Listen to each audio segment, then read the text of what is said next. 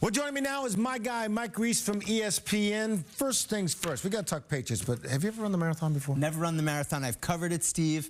I would love to try sometime, but then after, I watch it, I get excited about it, and then, 2 weeks later, I'm like, oh, there's no chance I can do that. How do people do this? Good luck to all the runners out there. Exactly. Good luck. Put your mind Welcome to town. Exactly. All right, let's talk about the first week of the voluntary workouts in the books. Yes.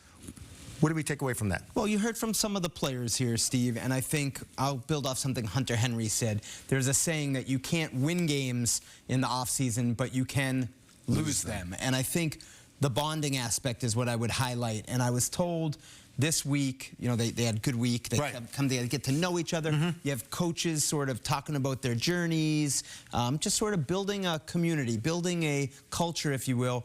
And it finished on Friday night where they had a group, coaches, players, I'm told, end up at the Celtics game together. So, Steve, you played competitive team sports at a high level.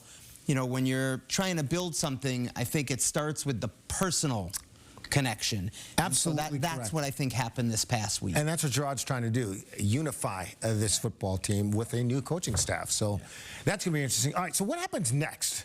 First week is in the books. Yeah, so first week's in the books, Steve. The second week's going to be a lot like the first week. It's phase 1, and these are strict rules that teams have to follow. You can only do strength and conditioning and some meetings. After this week coming up, they go to phase 2. That becomes a little bit more football type stuff. Coaches get more involved, like position coaches, stuff like that. So it's sort of a slow ramp up. Latest on the draft. Quarterbacks have come in, quarterbacks have left. All right, here's what we got, Steve. All right, and I want to get your opinion on this. Give it to me. They had Jayden Daniels of LSU in for meetings. They had Drake Maye of North Carolina in for meetings. Who came first? Was it Maye or was it Daniels? So Maye came in first, and then Daniels, and now J.J. McCarthy of Michigan. J.J. McCarthy in tonight, might be watching. J.J., welcome to town, New England. Welcome to Boston. Unbelievable spot to be. People love the Patriots. He'll be in, Steve, the facility tomorrow. And we talked about this last week. You're getting to know these guys. You're spending a whole day with them. More staff gets to see them. And ultimately, it's comfort level, okay? Who do we feel the most comfortable with? I will say this. J.J. McCarthy is a winner. He knows how to win. Yeah. But has his stock gone up because of what Harbaugh said about him? Well, I think that's definitely part of it, Steve. My view of it is this. So who do you like? Daniels, Jayden Daniels, played 50-plus games, electric running the ball, great throwing the deep ball, little bit slight. Right. So is he built to last? Then you got Drake Maye. He is built to last. He looks like he was built in a quarterback factory. But inconsistent, Steve, was great in 2022, dipped a little bit in 2023, erratic at times. And then you have J.J. McCarthy. Doesn't wow you when you look at him.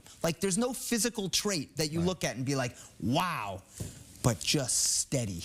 And honestly, Steve, I don't know. Maybe I could see coaches loving the steady, and maybe that's why he rises as coaches get more involved. But what do you think of that? Well, let me throw this out there, okay? Because the Chargers pick 5th. Yeah. Okay? Yeah. Harbaugh, what if 4 quarterbacks go?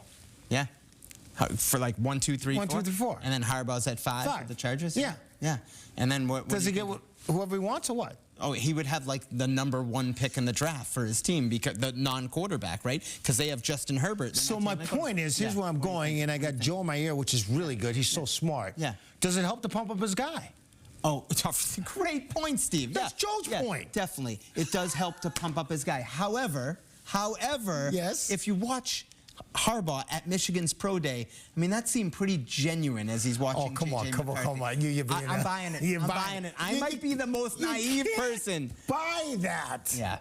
It does help him to prop him up, Steve. However, does he get Marvin Harrison because of that? He might, and they need receivers, right? Because they lost Keenan Allen and others. Does Harbaugh go with an Ohio State guy?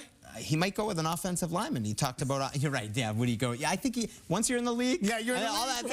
All that goes aside. But Steve, this is very interesting, right? Because Harbaugh might be pumping him up for his own benefit, but I don't think the Patriots and Elliott Wolf and the group would fall for that. Well, you're falling for it. Well, no, I'm saying I think they're visiting with him Because it's legit. Okay. Because they believe he belongs in the conversation. I'm not saying they're going to pick him at number 3. Well, they're bringing him in. You don't just bring a guy in if you're not. That's my point, Steve. So I think it's at least something you have to consider. And I talk to people around the league that say, like, there are teams that like the steadiness of McCarthy. And Steve, here's the hard part.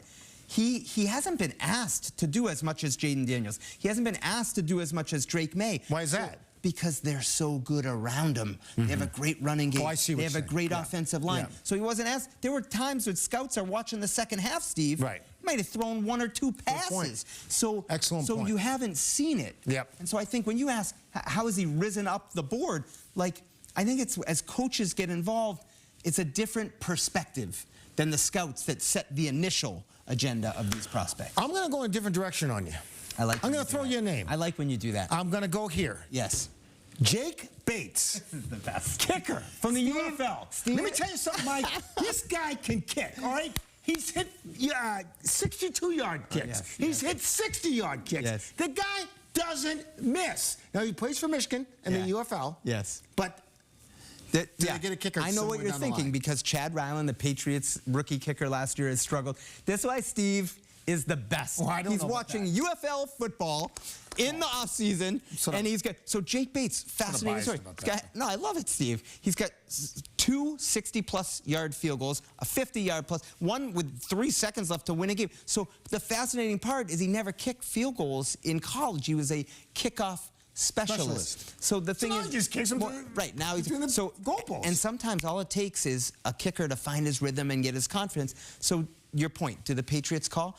You'd think they're going to bring in a second kicker with Chad Ryland after what we saw last year. Maybe they do, but I don't think, Steve, they'll be the only team. Mike, you get this guy up to the 50-yard line, he's automatic. I like you. I like it. You're automatic. You're the best. I love your energy.